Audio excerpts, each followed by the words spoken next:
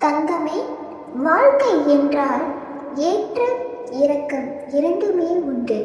ஏன் சோகத்தை கண்டு நீ அஞ்சுகிறாய்? சோகம் அதிகமாகிறது என்று ஏன் புலம்பிக் கொண்டே இருக்கிறாய்? ஒரு சராசரி மனிதனின் வாழ்க்கையில் சோகமும் சந்தோஷமும் கலந்துதான் இருக்கும். அதை நீ நன்றாக புரிந்து கொள். சோகங்களை கூட நீ சுகமாக்க கற்றுக்கொள். அதன் பின் பார், சோர்வுகள் உன்னை நெருங்கவே நெருங்காது. சின்ன சின்ன சுகங்களை நீ சோகமாக்கினால் அதன் பின் திருப்தி என்றுமே உனக்கு கிடைக்கப் போவது இல்லை. இந்த தாய், உன்னை நான் சோதிப்பேன், ஆனால் உன்னை நான் ஒருபோதும் கைவிட மாட்டேன்.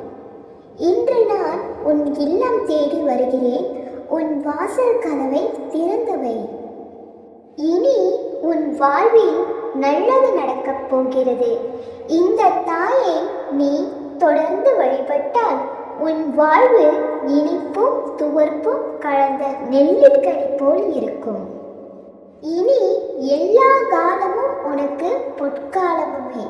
நம்பிக்கையோடு இரு. சோகங்களையும் சோர்வுகளையும் கண்டு அஞ்சாதே. துணிந்து நிற்க கற்றுக்கொள்.